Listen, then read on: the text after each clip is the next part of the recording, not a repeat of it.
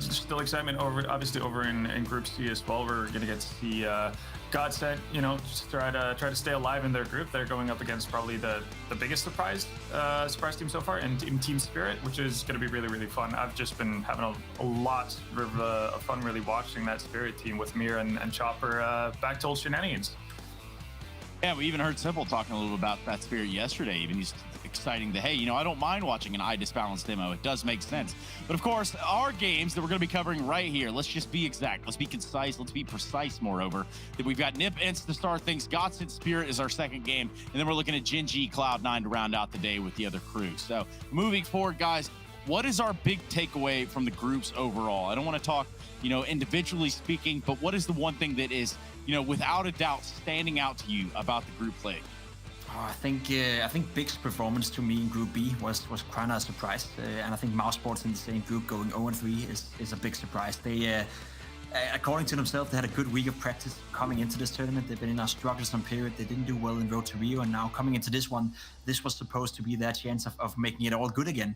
And they went 0-3 in Group B, was Big, as I said, went 3-0. So to me, that's the two biggest surprises. Of course, Astralis with all these Rustamania moves, we don't really know what's going on over there. So maybe not the biggest surprise. They only finished second. But apart from that, I think we see a lot of the teams just playing some solid Counter-Strike. FaZe Clan as well going 3-0 Halvar. I think that has to be the main takeaways, that we have Big and FaZe Clan both going 3-0 in both the groups. Yeah, FaZe with a lineup change, showing that that's not necessarily going to slow them down. And I guess you mentioned one sort of disappointing result from Group B, and I think we can potentially lean towards the same in Group C with Fnatic as well, not necessarily just being already secured for that second stage. So yeah, some of the, I guess, assumed favorites not necessarily delivering to full potential, but again, we're seeing some of the teams that we might have expected to struggle a little bit more actually do pretty well for themselves. Yeah, and that's one thing that we're watching right now. I think where we really need to start to center our focus might be around what this Ence Vitality game was yesterday, or rather lack of a game. Vitality absolutely come in here and smash the living daylights out of Ence. And I'm talking about 15 rounds over 2 maps for the Finnish side. That's not pretty. That's not pretty at all. And Saivu showed it yesterday that he's still a player to be reckoned with. That AWP, we get to see it right here. He was on fire, especially on Mirage, where he was hearts out the best player. Apex as well, having a good showing, especially on Dust 2, right? He wasn't that well playing on Mirage, I'd say, but on Dust 2, he was being very versatile. He was being very aggressive. RPK as well with the AK-47. I guess you can compliment all the players from Vitality yesterday, as you said, Trace. They just made Ence look like a really, really bad team. And that frag right there from Saivu, I don't even know what's going on, man. Halvor, what was your take of that game? What was your take of just the absolute smashing that Vitality's delivering? More over their form. I'd rather talk about the positive form of Vitality than the negative of the other. Yeah, no, for sure. Again, I was a little bit uncertain of where I wanted to put Vitality, if it was a flash in the pan, their first game versus NIP, because NIP obviously went through a lineup change, so you never really know how much you can put stock from that kind of a result. But yeah, again, just positively surprised from beginning to end from what the Vitality delivered. It's like Jacob said, you can actually go through 1 through 5 and actually compliment all the players for being able to deliver. And that's not necessarily been the case, for Vitality. They've usually had a couple of players not necessarily being live up to their actual level. So this is, a great time for Vitality, and it should bode really well going forward. You would think so, but now going forward also is the North American side of things. Now, a team that's not going forward or not going very far within the confines of this group would have to be the Evil Geniuses. My goodness, they have just a horrible time here. They didn't enjoy their Spring Masters of 2020, did they, guys? No. And I think one thing they can take out of this is the fact that they went out with their heads held high, because even though it started off terribly in their series versus 100 Thieves getting absolutely smacked around on Vertigo, they completely did a 180 and actually played really good Counter-Strike on both Overpass and Nuke. I think Nuke actually, for my money, was probably like a top 2, maybe even the best map of the entire tournament so far. Yeah, well, I'm looking at the numbers right here. You want to talk about you walk out with your head held high. Yeah, you win the series. You got 2 rounds in the first map of Vertigo, and then you go on to win the series. But if your head's held high, you're kind of limping it through. I guess that's some solace on Jacob. It is, and Evil Geniuses, they needed that win badly. I know it doesn't mean a lot when you look at the groups right here. They're still out of that Group B. They cannot go through no matter what happens in the very last game between Gen G and Cloud9. But for them to win a game and for them to get the first win under the belt with Zeus as well, in a big tournament like this, it means a lot to them, especially against, I would say, well-playing Thieves. They've been looking quite solid in this tournament so far. You can argue that yesterday against Evil Geniuses, they knew that they didn't play for anything, so maybe the preparation haven't been as serious and maybe the motivation wasn't really up there for the Thieves, but a win is a win for EG, and I think they can be very happy for that.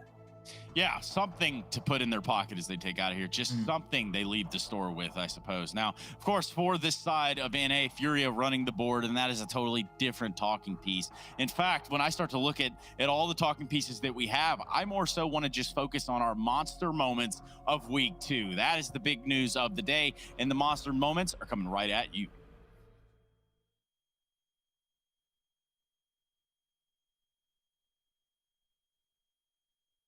Every little wiggle and jiggle gets me a little bit more scared. Now they're going to move in. Brokey with the first contact. The lineup. Idis Balance gets one. He doubles it. A second. Idis Balance shutting it down. He may have been quiet on the CT side, but that is the round.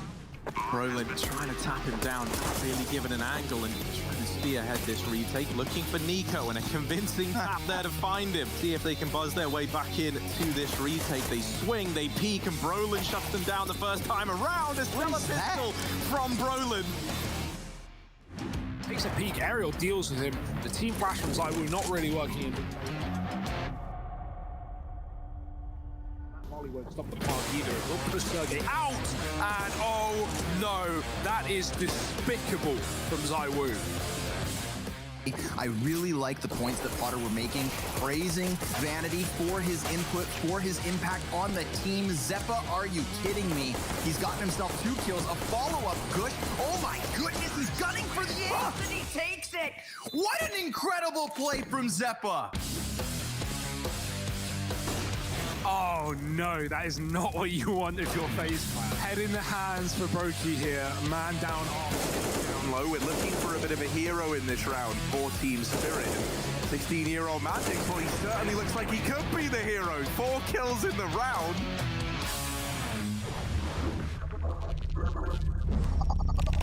Them delivered, of course, the Omega Lulls. Those are going to be your Monster Energy moments, and thank you to them for being one of the sponsors, one of the providers here of the DreamHack Master Spring 2020. Now, guys, we look at everything considered, and that's all the groups. We look at all the numbers, and are we satisfied with the teams that did make it through, that did push themselves forward? I'm satisfied. I would like to see Fnatic, somehow scramble their way through. Of course, it's out of their hands now, but I think that'd be a nice addition for the playoff, just because I think Fnatic, at the later stages of that group stage, showed that they were getting better and better game by game. But apart from that, you gotta look towards Mouse Sports. That's the disappointment. You look towards this Group D. It's not over yet, but like all those 4 teams, could potentially go for a long run in the playoffs. So a super stacked Group D and a Mouse Sports in Group B that just didn't live up to the hype. Yeah, I think it's going to be really fun to actually follow some of the teams that have, I guess, eked through in both Group A and Group B. Heroic on their end, fairly fresh team, but I think what we've seen out of them has actually been pretty promising. Keep in mind, they were, inches away from beating G2, who ended up winning that group. So we could be looking at a very different result. I think they can still do some damage going through into the playoffs. And I think the same can be said for Mad Lions. They came into this about as rusty as you can get in terms of having played official games and whatnot. They kickstarted, I guess, their season again with the group stage matches. So it took them a while to get into the groove of things. But I think now that they've successfully warmed up and actually made it through to the next stage, they can actually be a team that's going to be pretty difficult to face up against. Yeah, and that's something we're looking for, is face being shown here within these groups, and at least within these last 3 matches that we have on our stream today. Let's talk a little bit about the games on hand and the schedule as it is. It's going to be starting with NiP and Ence. That's where we're kicking off. The 3 of us will be here for that. Then we have Godsent and Spirit, and then Gen G and Cloud9. Now, Gen G Cloud9 could pack a punch down there at the very end, but honestly, there will be an entire discussion that has to be had about who's going through, who's not going through, and all of that, should come on the back of the results of these matches rather than in the forerunning. Yeah, it's gonna be incredibly close, and I think it's been super close in all the group stage, right? There's been a lot of teams that have been fighting it through. Helvos said it before. Heroic was inches away from beating G2. Had they done that, G2 would have been out of the tournament before even playing Astralis in the very last game that secured them the first place in the group. It doesn't get much closer than that, and I think DreamHack and this tournament so far has produced a lot of close games and a lot of exciting games, and we rounded all off today with 3 games that all has impact on the group stage. Yeah, something to keep our eyes on. However, we'll get back in a second. We're going to go to a break. But before we do, I want to make sure to thank all of those that make this very much a reality for all of us, not to include the 3 of us, but you out there, the viewer that are watching at home. You should be thanking these companies for making this happen. And that's going to be Corsair. That's going to be Monster Energy. That's going to be DTS. It's going to be Betway, of course, Intel. And then there's this AT&T where, hey, guess what? Lily, Sarah, hit me up. HMU. We'll be right back after this break, everybody, with our first matchup of the day. It's going to be Nip taking on Ence, so make sure you don't go anywhere. We will BRB.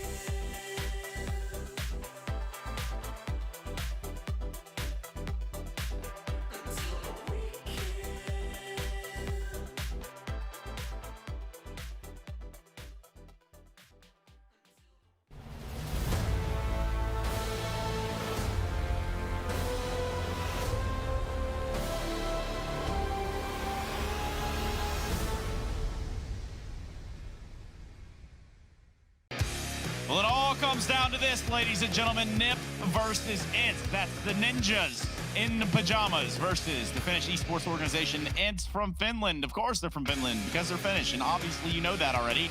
And obviously that's why you tuned in. That's why you've been spamming the chat with hashtag #EasyForEnce, even though it's not time for that yet. It will be soon, very enough. And also beside me, it will be that of Halvor and Jacob. Guys, we are about ready to kick this game off. We're about ready to get this game going in the right direction.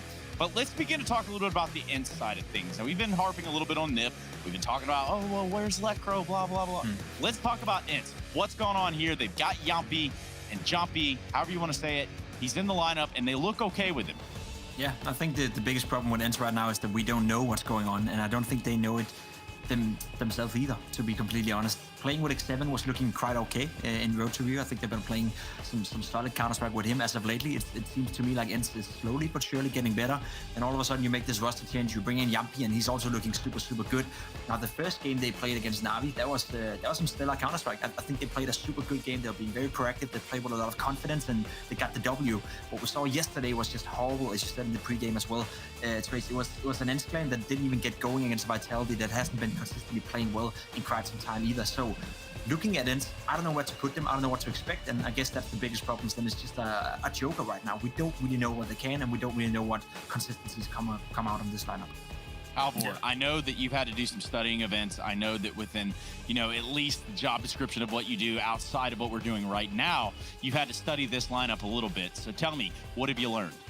I mean, one thing is they're a pretty rigid team, obviously, depending from map to map, but they have a pretty set game plan for what they want to do in each and every map, which is usually a good thing. Again, Jacob talks about how we need to see them finding consistency, and that's one way of kind of speeding up that process. But I think it's kind of a given that when you make a roster change, you're bound to have, very high highs and then potentially low lows. And that's really what we've seen at events so far in this group stage. So I think it's going to take a time before we get to see a consistent Ence. I think the interview we had with Sergey yesterday also kind of pointed towards that sure, they know they can do well, but they're not necessarily being able to fully focus, or they're not hitting their shots, as he put it, on a consistent basis right now. So Ence, as of right now, still in kind of a honeymoon stage that's not really panning out to be a happy marriage, but, time can still improve on that. Yeah, I mean, come on, Halvor. There's still a chance. There's still an opportunity here for Dustin Henderson and the gang to get things together, to kind of run it back and figure out how it is that they want to approach the next set of Demogorgons.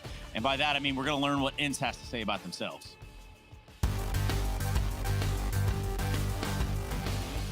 I think against NIP it's a little bit harder to prepare because they have the new IGL, and obviously we don't know that much how their new game style is. So it's gonna be a little bit harder for us, but I still think if we just prepare right for our own game, it's gonna be much better than focusing more on NIP's game. So I think we're just gonna do more preparation for our game and what we're gonna do against NIP. So I think that's gonna be better for us. So he needs to come up big time for this one, but he doesn't. He's now all on Ariel, sneaking his way past, trying to find something. He finds the first. Cannot get the second, not just yet at least. The bomb is planted by default, so the molly needs to hit precisely. Oh, the smoke saves him! No! Ariel still managed to clutch it out. That's so sick. I think actually it's gonna be a 50-50 game against NIP because they have a new roster as well, and I think we have a lot similar individuals that they have double up setups are really good for us and for NIP. So for that kind of side, it's gonna be a tight game. Obviously they have a new roster, so it's gonna be pretty hard to do their preparation for them, but I think it's gonna be a tight game against NIP.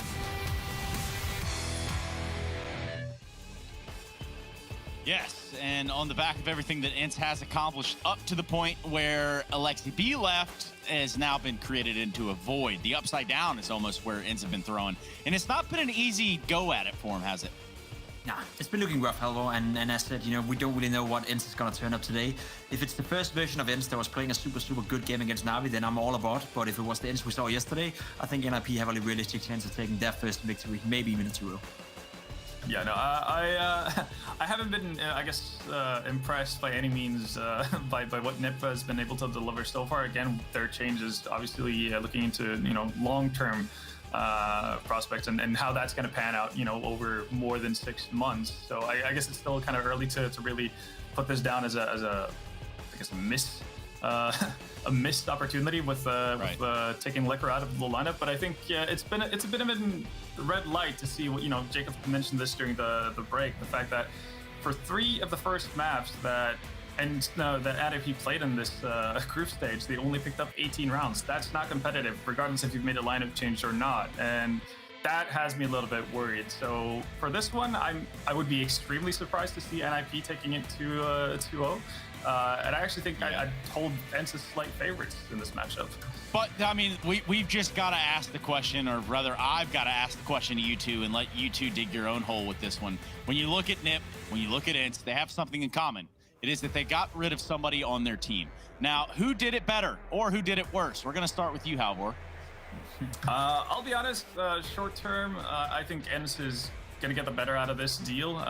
It's a pretty monumentous change for NIP to swap out their in-game leader. Obviously now, seeing how it's online and everything, Threat can be more hands-on in how he's leading the team and everything. And again, as we alluded to, this is going to be a long-term thing for NIP, where they look to mold Hampus into becoming a full-time in-game leader who's kind of molded for that role more so than Lekra was. But as it stands right now, I think Ence are more likely to come better out of it. I'd agree. I mean, short-term, Ence is by far the strongest one coming out of this one. I think long-term, NIP have done a good roster move out there. It did worry me a little bit yesterday that Plopsky was so affected by the fact that it removed the in-game leader. You'd think to yourself that Lekra, the way he was in-game leading in NIP, was heavily inspired by Threat, the coach, and how he wanted to run the team. So coach is still the same, the 4 other players around him still the same. So to me, it's like changing the in-game leader is a big thing, but the fact that he's so uncomfortable in this new setup with Hampus already a few days into it makes me think that it has to be long-term for NIP, because right now, as Halvor said, they're not looking good. They've only played, they played 4 maps in this tournament so far, and only one of them have been competitive, and it took 38 frags from Nork even to make it competitive. And, I would love to talk a little bit more about that long-term and sort of the timing of things and rosters. We actually talked to Sergey yesterday about, a 3-month process, something along those lines. Before we do that, though, I think it's only fair that we hear from the side.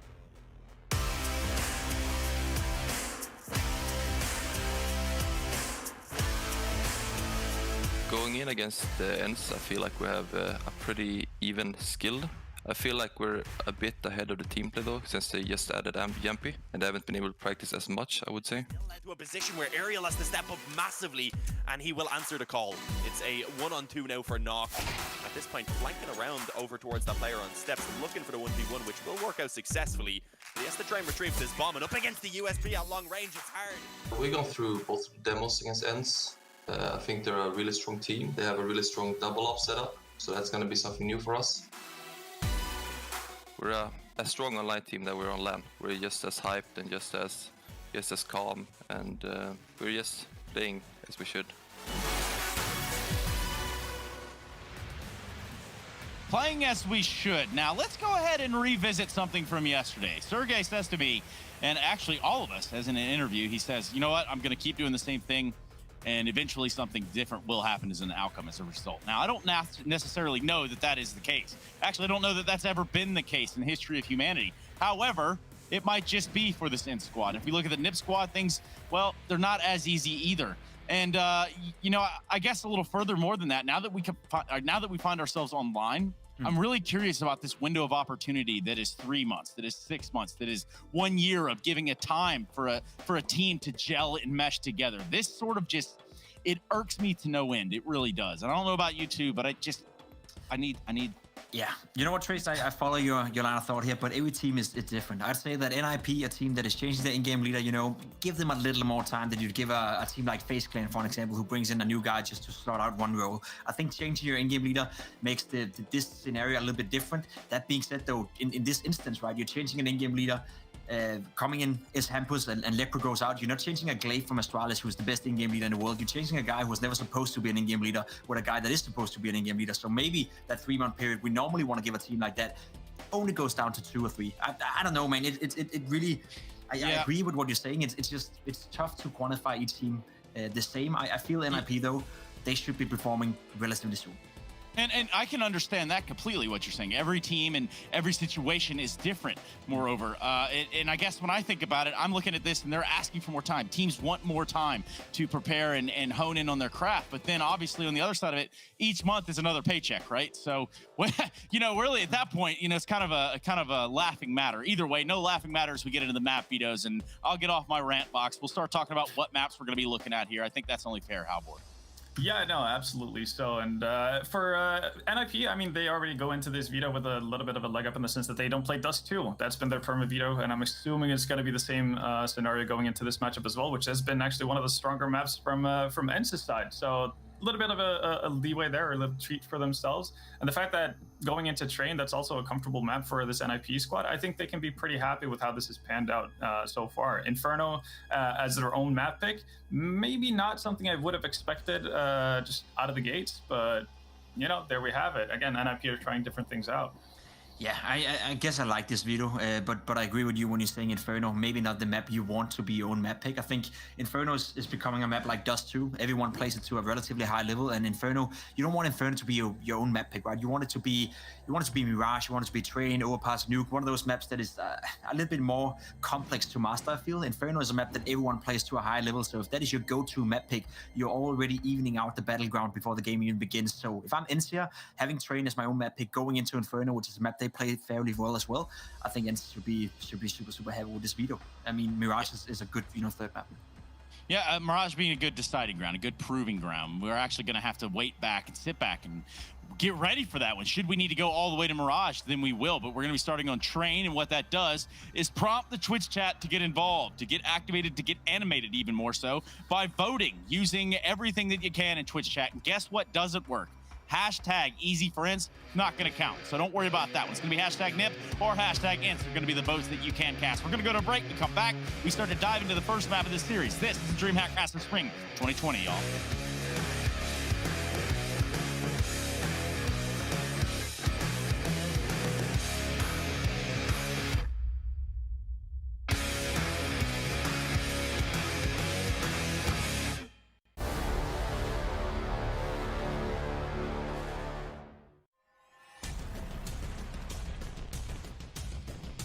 Flashbang's affected. They have got through the smoke wall here, but Chris J, he is the final boss of the bomb site. Now Spitty and Chris J to keep Mousesports alive. Oh, Chris! He's found 3. It's down to a 2-on-2. Chris, can he close this with an ace? Oh my God! Can they actually close this out?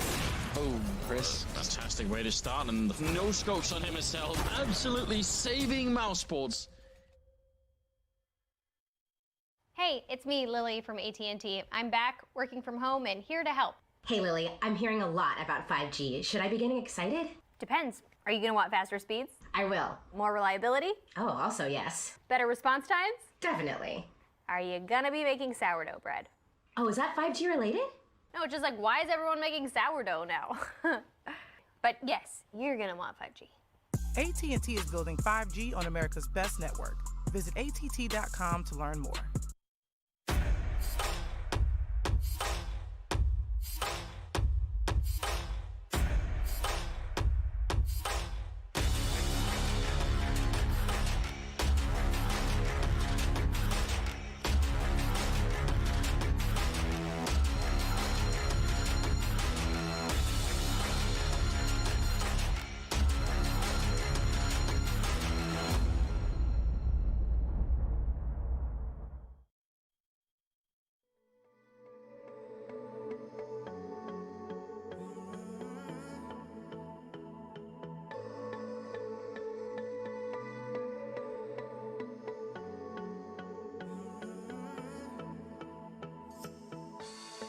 One step for our love, one giant leap for us. Together we'll light the night. I don't ask for much, your heart is enough. I never want to see you cry. Take me home for just one night. Promise I can make you feel alright.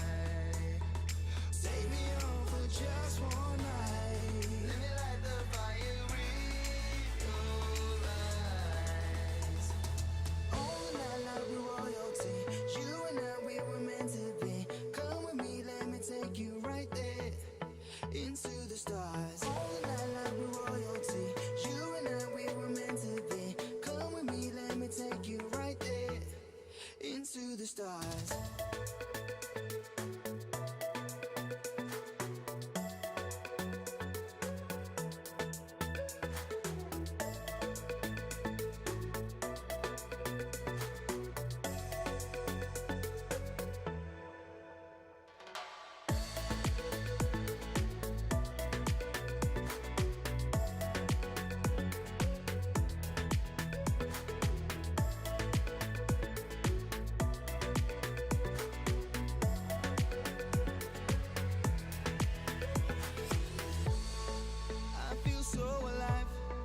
Time just seems to fly whenever you're by my side. Baby, I'm here to stay, so cast your doubts away. Don't let your feelings hide. Take me home for just one night. Promise I can make you feel alright. Take me home for just one night. Let me light the fire with your eyes. All night like we're royalty. You and I, we were meant to be. Come with me, let me take you right there into the stars. All night like we're royalty. You and I, we were meant to be. Come with me, let me take you right there into the stars.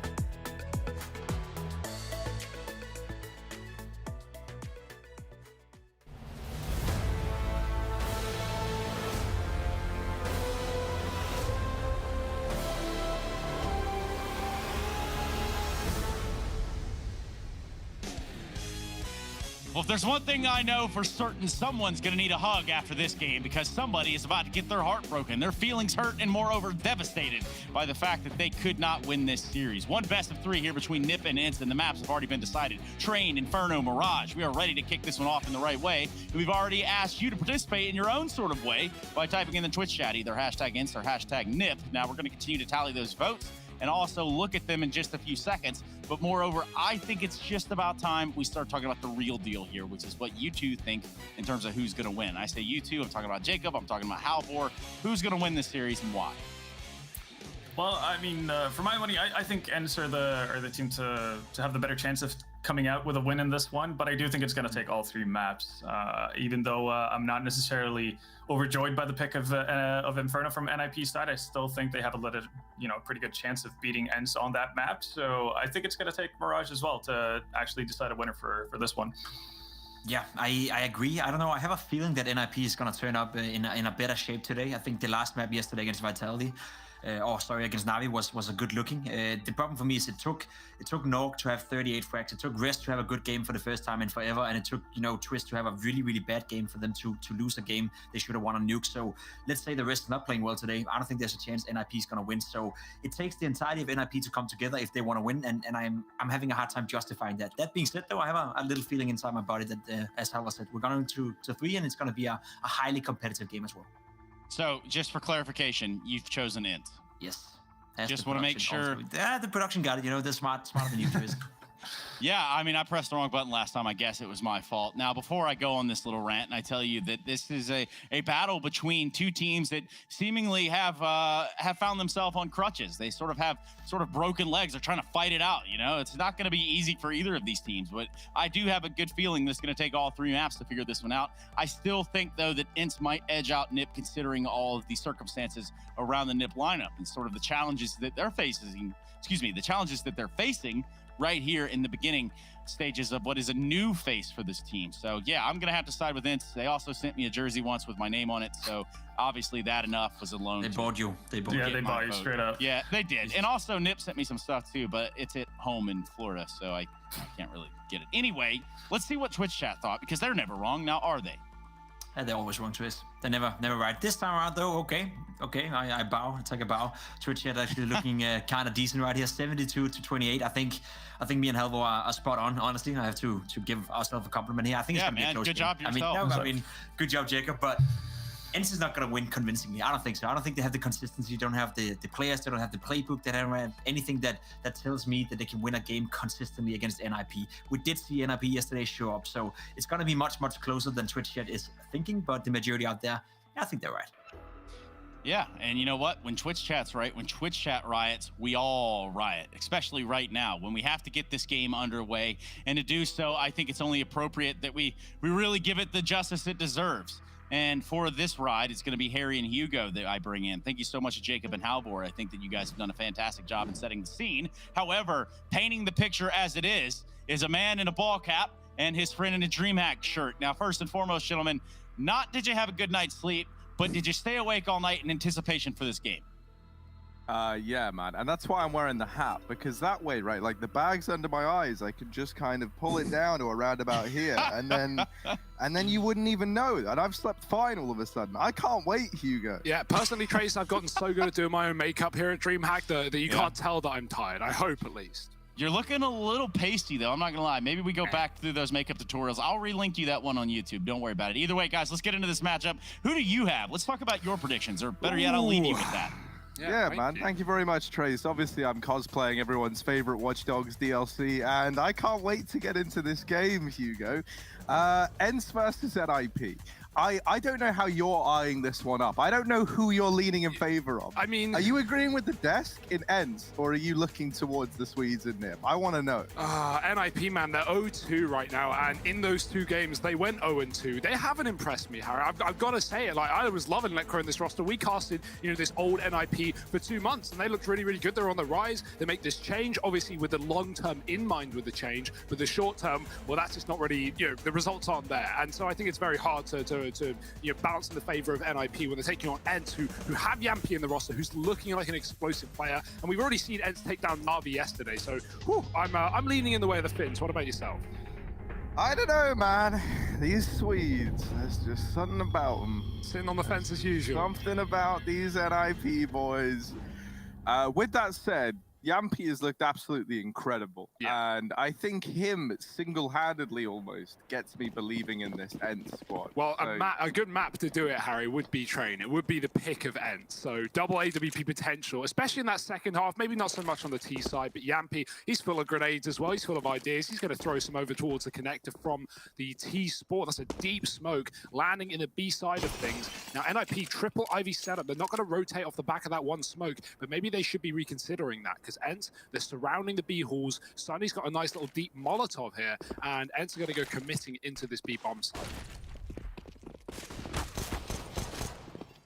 Aaron Ali trying to tap down this player at the back of connector. Hampus going to reposition. Now, doesn't feel like we've seen Hampus at 100% yet, which, understandable. He's pretty much brand new in the roster.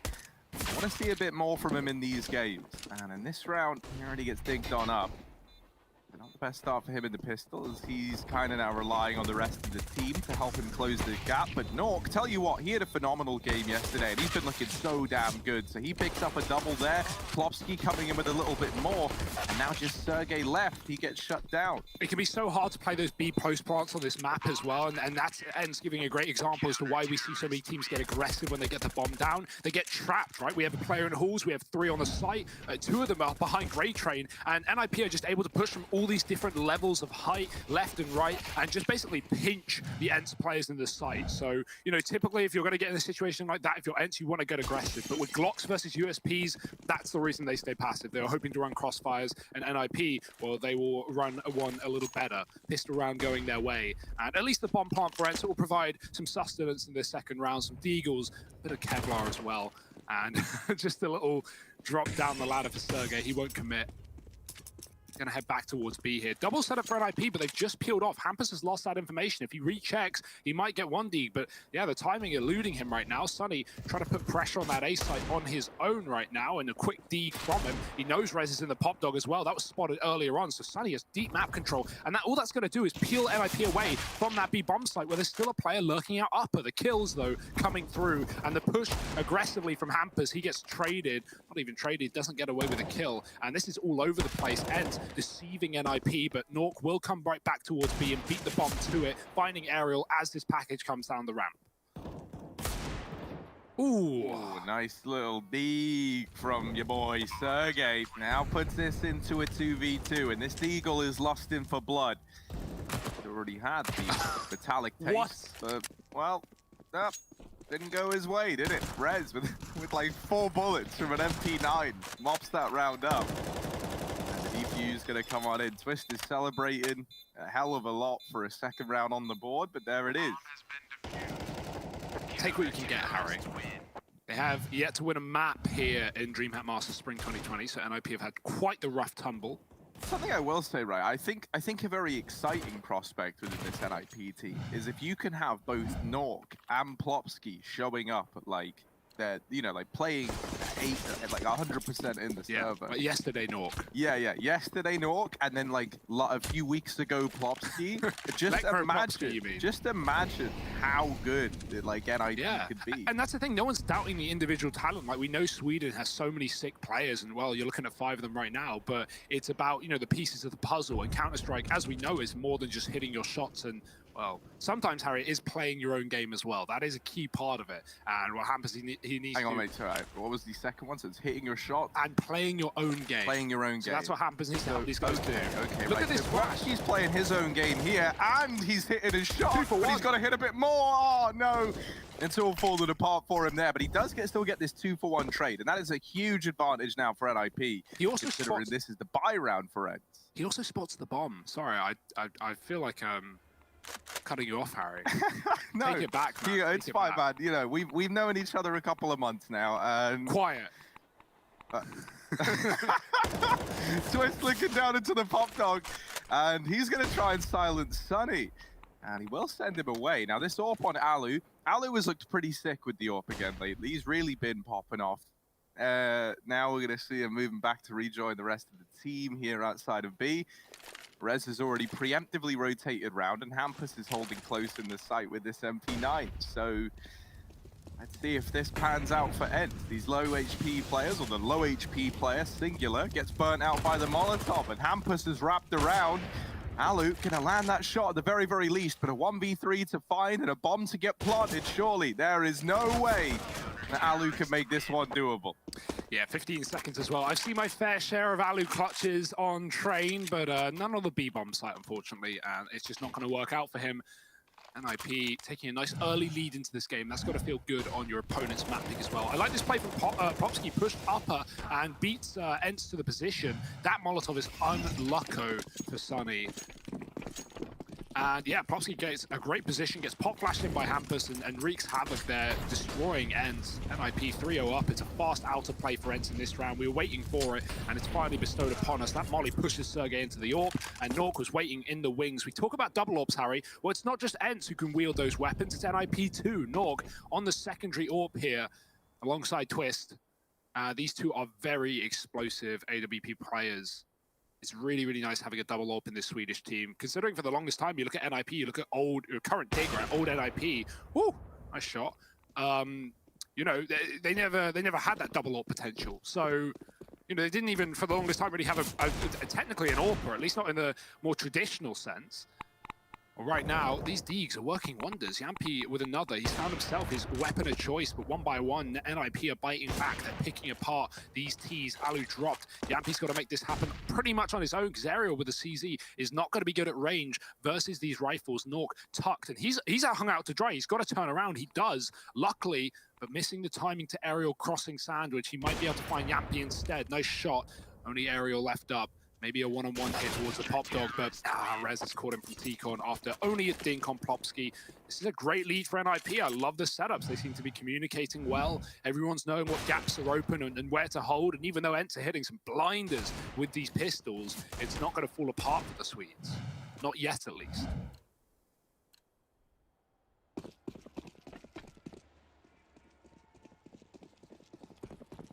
And Rez is still yet to die, so he's having quite the start to this game.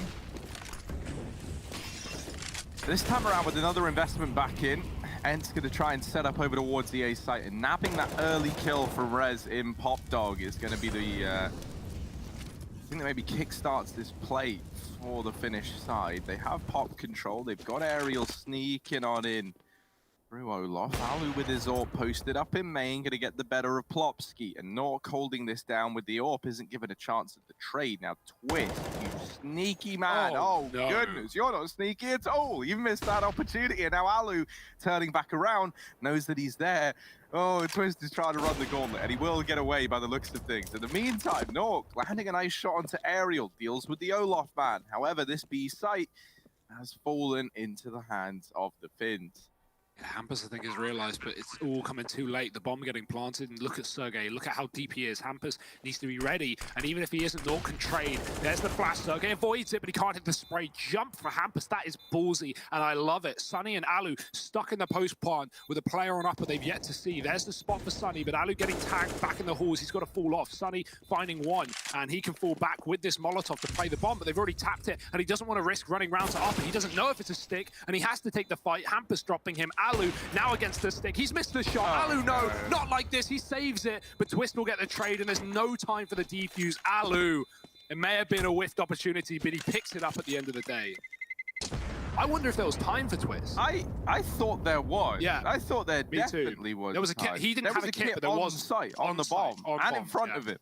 Actually in two places within his immediate vicinity. You know, I don't know. That's the thing. I don't know. I can't say for sure, and I'm going to trust Twist. I just feel like I've seen the bomb timer ticking down so much in these last few months. Yeah. Right. I feel like, you know, I can mentally picture when there is an... I don't know, man. I mean, he wasn't exactly on the side. No, right? So no. He still had to maybe, run like, 2 yeah, maybe that's seconds. the worry, right? Exactly, Like, if I run in, I missed it by a millisecond, and then he saves the AWP, and that's the key. He gets to hold on to that big green gun that we know and we love.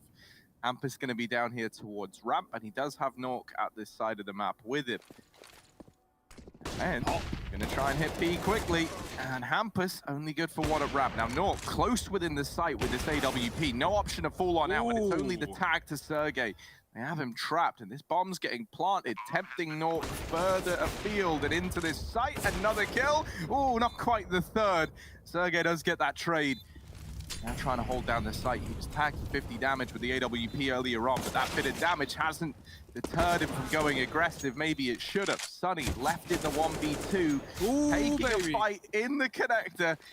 And now just playing for this bomb. Plopsky dropping that smoke. It's actually concealed his vision. Sunny creeping on in. Oh, this is a messy little round at NIP. There's just not enough time for them. Sunny's won it on the back of playing around this smoke that Plopsky dropped. So while Plopsky will get away with the AWP, there's a second round on the board for Ence. Yeah, it's nice to see Sunny have some form right now, right? Like, you know, we saw him yesterday playing against Vitality rather, and he was just absent from that series, it felt. I mean, Halbor was talking on the desk, he was saying that, you know, like, think about Sunny before he joined this team, but think about Mousesports Sunny and how good he was playing. And then he joins Ence, and, you know, everyone's waiting, Ence, they need more time. That's a classic line. But yeah, he just really hasn't, you know, shown what he showed us prior to joining this team. He's not stepped up to the level that we know he can achieve. In that series, he went 17 and 38, bottom of the server in a 2-0 loss. They, of course, only got 15 rounds in that best-of-3 series.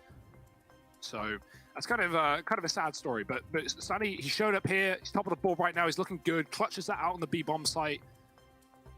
And that's what we want to see. We want to see God Sunny that we know.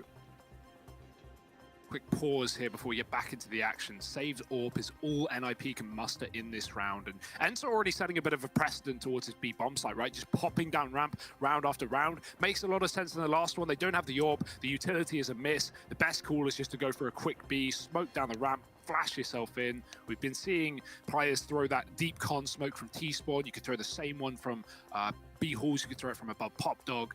So plenty of options here for Ence to continue to throw that fake smoke even and try and take the outer yard. Yet to see any Ivy control as well for Ence. There's loads left in their back pocket that they haven't exploited here. With 7 rounds into the game, NIP are broken, and this is where Ence can start to push the boundaries. There's only this AWP on Plopsky to worry about. And he has a chance there to take a man down, but isn't able to find the shot. Now, hidden close, you'll see the X-ray. A man going by the name of Alu.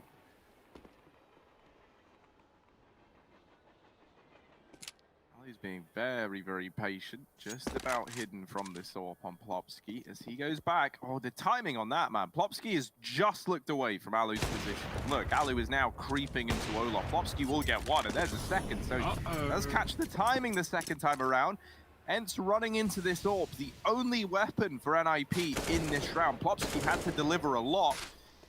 With already 2 to his name, there's a chance we can see him continue on this tear. However, he's lost his teammates inside the site, fallen back into a much more passive lie down here. Bomb has been planted. He's now looking for any way back into this round. Now, maybe a kill gets given over to him by this player on the bomb train, and it will. Plopsky with 3 now. Ooh, was almost ready for Sunny. You can feel it coming, but Sunny does locate him and deals with the threat. Now, Nork, we need a hero. Could be this guy. No, but heroes don't do that. So, sadly, the best he can hope for is to hold on to the AWP. Run for the hills. Ultimately, not that bad for NIP again. This is the 3rd round in a row now that they've saved the same AWP forward. So it has literally been in play from the first time NIP had it, and it's still seeing usage today. That is inspirational. Yeah. Recycle, folks. You gotta save money to make money. That's not the saying, but I'm gonna use it. Yeah, Plopsky hung I think around. that's like the main argument for recycling, right? Yeah. You know, Plopsky, if he hung around there on Ivy after he got that pick, he could have got a lot more value. Obviously, you know, he gets 3 kills in the round. He does everything he needs to, but could have stopped the bomb there. But Ence, they only went for a solo peek. He never saw the bomb, and so he rotates off to just 1 pick. Oh, nice start from Rez. He finds Alu sat in the same position he was in the previous round, this time with the AWP, but no longer, as the quick kill from Rez will find an advantage for NIP. Nade in the pop, and Plopsky won't stop, but Sergey will make him, as it's not a flashbang. Sergey can see through that, and even though it does a little bit of damage, Sergey's ready to fight. Re-smoke on Pop Dog to deny the rush, but Sergey tries to push ahead of it. He gets punished. Aerial backing out off of that kill. Ence want nothing to do with this. Yampy, he secured that AWP from Alu, and I can only imagine Ence are going to go right back towards B with this play. There's only 1 man there. It's Hampus. He's at the back and not even playing inside of the site. So Ence, they're in a world where they should be able to get a bomb plant, but the big question for NIP is, well, 2 things. 1, does Rez hear anything? If Ence make any steps, Rez and the Pop Dog is going to know for 100% for sure, right? Because Ence could be going Ivy. NIP don't know that. So Ence have to be absolutely silent going here. And also, will NIP rotate another man over? It doesn't seem like that's going to be the case. Hampus plays deeper to at least put up a kill before the plant comes in. But with a re-smoke, that's really going to stall things out for Ence. They might just have to go through it and hit upper at the same time. 30 seconds left on the clock, and Hampus waiting for the fins. And there's that rotate. We knew it was coming. And also keep your eye on Rez, Mr. Number 1 on the minimap. He'll be shooting up through the Pop Dog any second now as this push comes on in. Hampus and Nork have got to try hold the line at B. Well, they're doing a pretty damn stellar job of it. Yampy, he's going to try and hold on to this sword.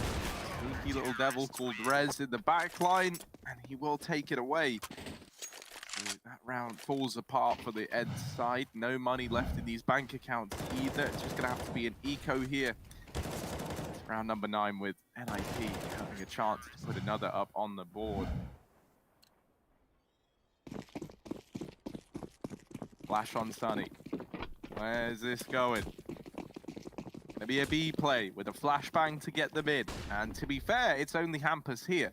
So, all in all, maybe they can overwhelm him, and maybe they can at least get a bomb plant out of this round. If you do that on a full Glock round, or what is essentially a full Glock round, you got 2 Deagles in play, then you're pretty happy with it on the end side.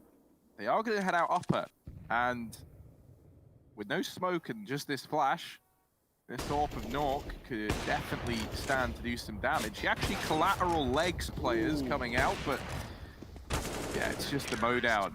And I feel like Nork, man, I sometimes feel bad for him because I feel like he always finds a way to like do maximum damage but not get the kill. Like the amount of times I've seen him get like these collateral leg shots where he'll just tag 2 players for 80 but kill neither of them is unreal. You'll take the damage though, right? Certainly sets up the rifles better. And you know, this is... Yeah. Sorry, I was going to say something that I find hilarious, by the way, is like Nork, right? Secondary AWP, he's like donning this AWP, he's looking real good. Sorry, he's donning it over Twist a lot of the time, but now they brought out 2 of them. He's 12-4. Twist is 2-3. He just hasn't really seen anyone this whole game. Like, been on save patrol. Yeah. So I can't wait to see what Twist can bring to the table once he feels like he's actually getting to take fight. That little flash combo into Pop is great. And it allows Yampy to secure control.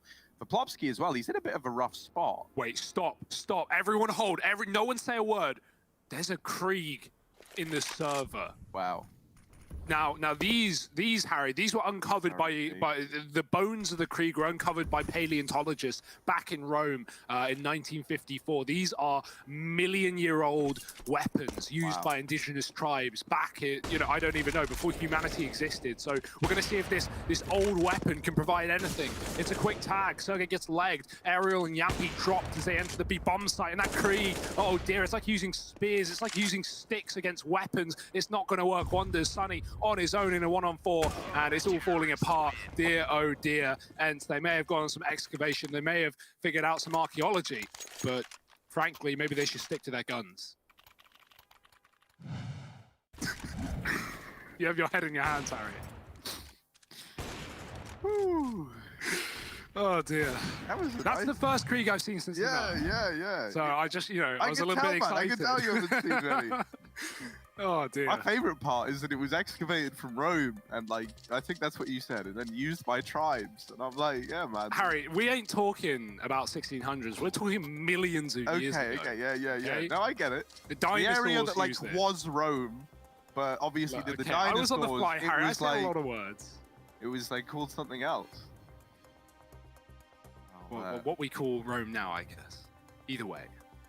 Hopefully we won't see any more of those dinosaur bones moving forward. I think we could. There was if Sergey's done it once, he might do it again. I'm watching you, Sergey. I am watching you. Beady eyes on my side. 7-3 for NIP. They are holding a considerable lead right now. CT side of map, of course. Hey, we know Finns love comebacks on train. Harvu, the Finnish esports organization, hailing from Finland, they put out a great tweet recently. I recommend everyone go watch it. It was about how many times they go down like 13-2 on this map and pull CT comebacks. Like, it's actually ridiculous. They've done it like 6 or 7 times. So yeah, definitely a viable option here for Ence. Even if they get reamed out in this first half, they can certainly pull things back. But right now, they're not looking too good. Walking through smokes into rifles. Plopsky's waiting. Ariel might push off of the noise, and, well, he'll come to regret it. Plopsky finds a second. On 1-by-1, Ence are getting picked apart in this round. Sunny and Sergey left up, but not for long.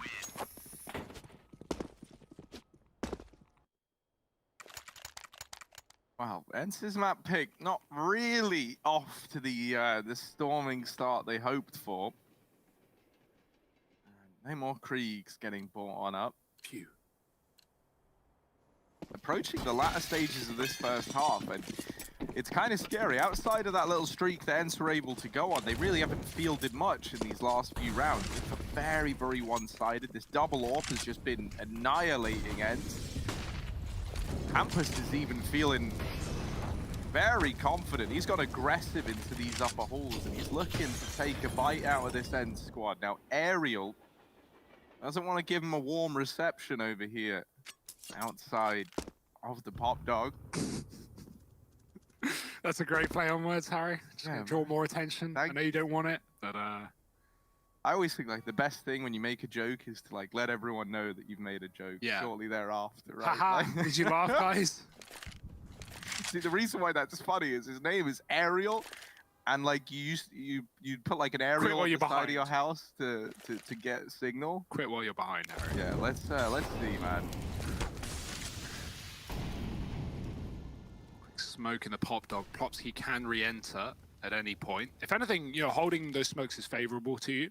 But not when grenades follow them, and Ence, well, they've got grenades following them. And Plopsky, well, he'll take a bit of a beating, but will relatively... Oh, dear, okay, forget everything I said. Double nade for Ence. And they cycle them as well. They don't throw them together. They throw them one after the other. Plopsky thinks he's safe. He re-enters, and while Plopsky is not safe, he's going to get aggressive, though, with 20 health. This is a big risk. Rez fighting Pop instead. He takes that kill to Ariel. Yampi's still in T-Con, so got to be careful about that one. Hampus locking down B with the AWP covering as well. Nork's already dropped Sunny, and that's going to send Ence back. Yampi backs up to drop Plopsky, getting aggressive. Maybe too much for his own good, but at this point, NIP just wanted the information because 10 seconds left. They know Ence aren't committing, and this is a rough round. If Ence is saving with 3, and it was 4 guns until a minute ago, yeah, I mean, oof. That is a really ugly round because essentially you like built that round up to try and do your game plan, right? Like you're looking to take Pop, you're looking to go maid, and then it just takes so long, and the results is so dire on the back of, you know, like trying to get this map control that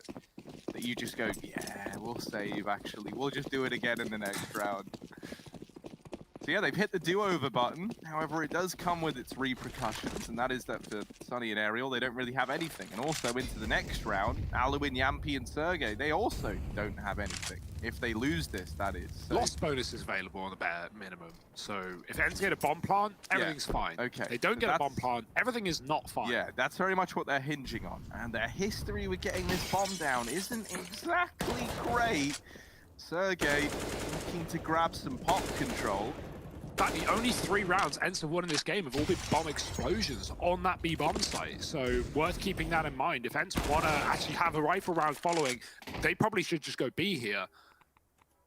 At least if history, you know, tells the truth, and usually those who don't study it are doomed to repeat it. I do think, though, the problem with that is the way that Hampus has been playing it here and who he's been doubling up in the site with has kind of been changing as this game has gone on. And I think there's a good reason why Ence have been steering away from B. Because it feels like NIP have kind of found a bit of a solution there. We've even seen them getting aggressive. We've seen them looking more confident at this side of the map for the NIP side. So it's back towards A for Ence. As we've said, they're very much hinging on a bomb plant.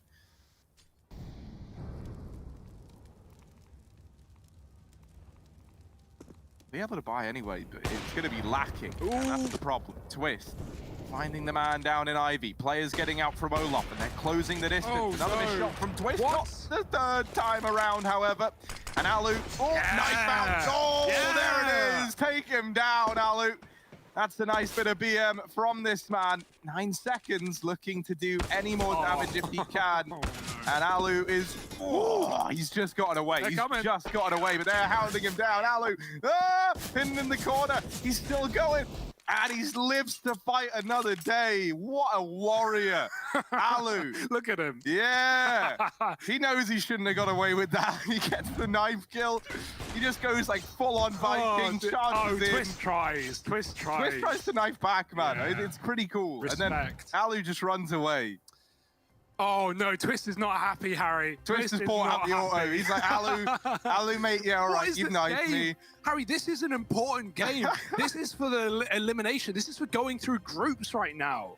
NIP, they may be down 0-2 inside of this group, but if they beat Ence, who are 1-1, that would put them at the same score. That would come down, I imagine, to head-to-head and would lead NIP through in this group.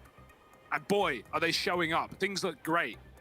At least for the Ninjas. Not so much for Ence. A slow start on their map pick. They need 5. They need a bare minimum because right now this is the T side of their map pick. They're showing us nothing. They are saving. It's been a few minutes since we had an Ence round, and they're going to try and find one fast, going with flashes towards the A side. No one committing though. Let's just remember that Twist is really upset after that night. Yeah. Like he's bought out the auto sniper, and look where he's sitting, by the way. Like if you want to know, right, if you want to know whether or not someone is just disgusted, they'll play a position like this with the auto.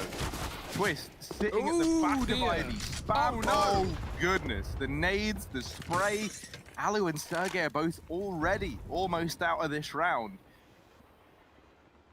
And not to mention, this auto sniper hasn't fired a bullet yet. So if you're Ence, you don't even know it exists in the map. There's a push from Yampy, but he's only going to get one. Plopsky will get caught looking the wrong way. But guess who's here? Twist and his auto sniper. There is Sunny closing the gap, and at close range, I might even favor Sunny in this one, despite being up against the auto. That said, the smoke down, and Twist just spamming a few shots through it every now and again. Scary place to be in the world right now for Eds. Twist has a spot to avenge himself, right? To kill Alu. That's exactly what he's watching for. But this smoke, oh, it fades and Sunny's dead. Alu's above blue, so Twist is watching that same line of sight, and that's all that stands in this round. Twist is Alu. excited. He's saying, guys, no one kill him. This is mine, and there it is. Vengeance, it tastes sweet. Knife kill didn't feel so worth it now, huh? Auto's out for the boys. Twist putting down 3 in this round. Oh dear. He didn't move, by the way. All 3 of those kills, he's from just sitting in the same spot. He's a turret, Harry. He's a sentry, and he's actually going to drop it, which I'm personally against. But I understand why he would, he would not want to run it back-to-back rounds. I love it in the last round of the half for any side because you will know the opponents can't pick it up and use it against you moving forward. So yeah, Twist, he doesn't want to be predictable. He knows Ence might go faster, and so he pulls out the AWP. And Ence, well, they've gone faster, so he's going to need this AWP. Hampers trading onto Aerial inside of this A bomb site. He's swapped back with Nork. Yeah, that bomb's running B, and IP have no idea, but there is one man here, Nork, with a single kill. That's more than you can ask for, considering the fact he was mid-rotation. But Sunny's gotten very deep. This is something Ence have struggled to do in these post plants. I love this from Sunny. He's hiding in this smoke. The smoke that NIP threw onto the Molotov to get out through connector. He's just hidden in it. And has now snuck through to the other side. Alu is even alongside him, and they do deal with Plopsky. It's actually Sergey with him, rather, but Twist is in the site. There's no one in position to actually keep an eye on this. Twist, if he sticks it, he wins this round. No. They can't get close enough in time, surely. Oh, up on top of the train, Sergey flies on up, and actually with a bit of parkour, he does get there in time. It's 4 on the board for Ence, 11 for NIP, and this game, it's been madness. You don't want to miss it. Join us for the second half of play in just a moment.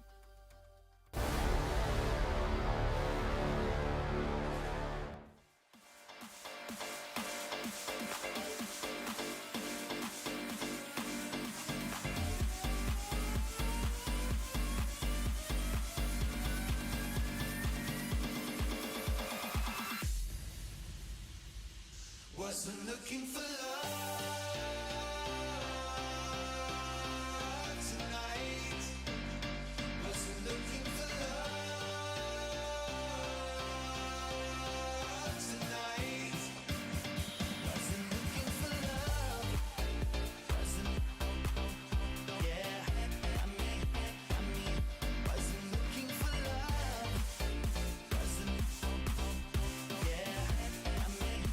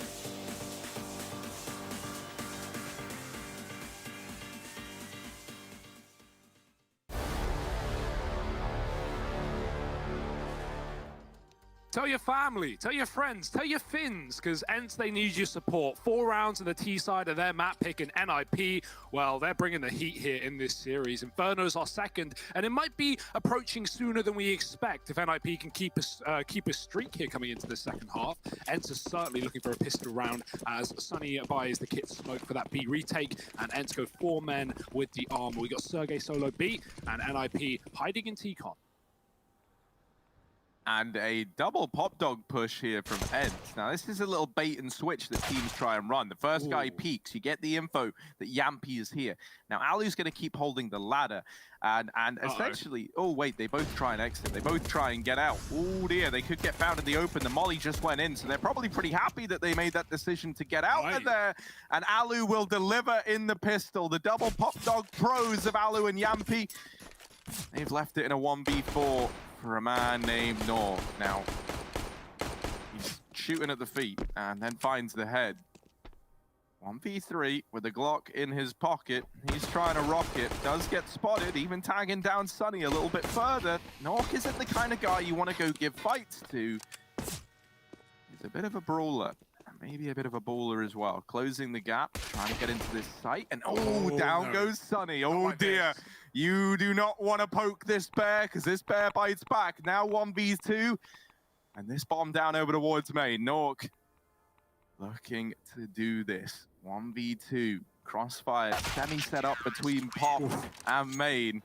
And thankfully, Sergey's there to regain control of the beast. So that round goes the way of Ence. A sigh of relief as they don't bottle the 4-on-1 to pick up the pistol. That's got to feel good for Ence. And that rotation as well, you mentioned it. That molly was just about to land in Pop Dog. You know, if there's a world where that molly lands, and if NIP have a player above and Ence shoot up the ladder, they're going to get wrecked. Like, either way, but they escape as the molly lands. They take the fight, and of course the USPs come out on top. We see how difficult those Glocks can be to maneuver with, even in the pistol rounds. The one thing I will say is, like, that Molotov going into Pop, in my eyes, would, like, if Ence was still in there, they would have probably escaped up the ladder as opposed to running out. Safe. And there was no one up at B. Like, if anything, it would have got them a lot of information that B was clear. I think they knew at that point. Yeah, so interesting round. Now, Sergey, he wants to impress us with these eco kills, and we'll only be impressed if you get all 5. So, yeah, nice try. 3 ain't bad, but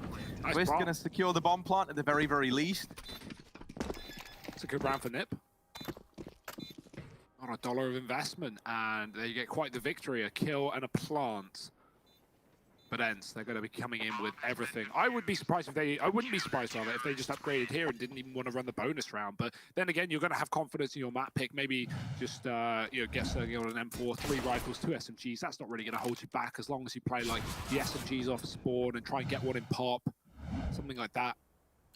And yeah, okay, they buy up the orb. I like that as well. So 1 upgrade and 2 SMGs kept here for the side of Ence. Sergey going to go inner, got an aerial, con side, and 3 back towards the Ivy, at least initially. NIP, do they want to burst quick? Yeah, it looks like it. Plopsky is down the Pop instantly, and he can't see a fight.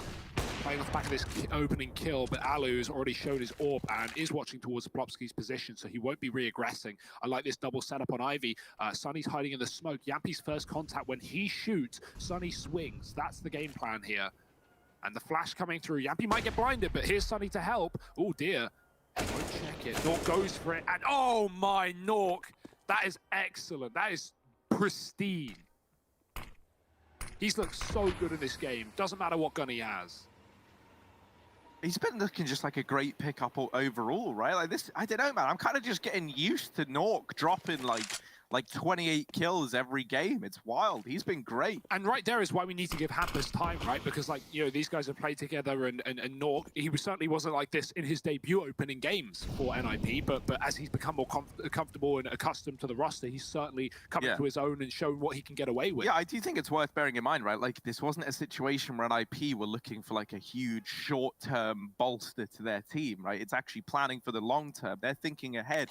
And like, we're talking like, really, like, without they're speaking about it, like, they're looking like at least like a year in advance about making this team competitive, because they're focusing on, you know, when Threat is no longer allowed to communicate and having a strong IGL presence. So yeah, realistically, like, this is a real plan for the future from NIP. Yeah.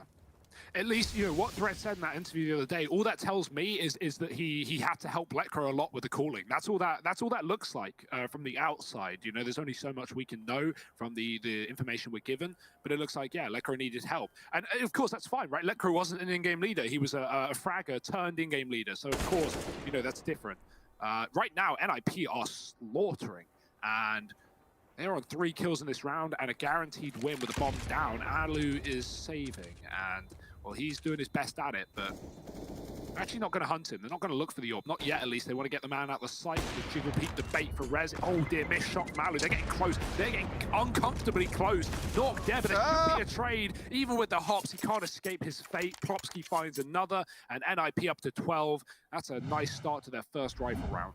And, like, you know, I think this whole Lekr thing is an interesting talking point. I think for him as an individual, I think being entrusted with the IGL role and having some time where he was the IGL and NIP presenting good results, even if it's not something he looks to keep up, I think it's definitely increased his stock as an individual, right? I mean, Astralis tried to get him. Yeah, and it's definitely, on top of that, I imagine, opened his eyes to a lot more that goes on in the server, right? Like having an understanding of what the IGL feels, how you can kind of assist them, what information is helpful, you know, things like that. All just kind of contributes to making him an even more well-rounded individual. So I can't wait to see what the future holds in store for Lekr. Sure. Now, let's focus on the NIP and the server. Sergey tries to go aggressive with Rez. He's going to come to regret that. There's only these few rifles left standing, and Yampi's going to put his to stellar use down at Ivy.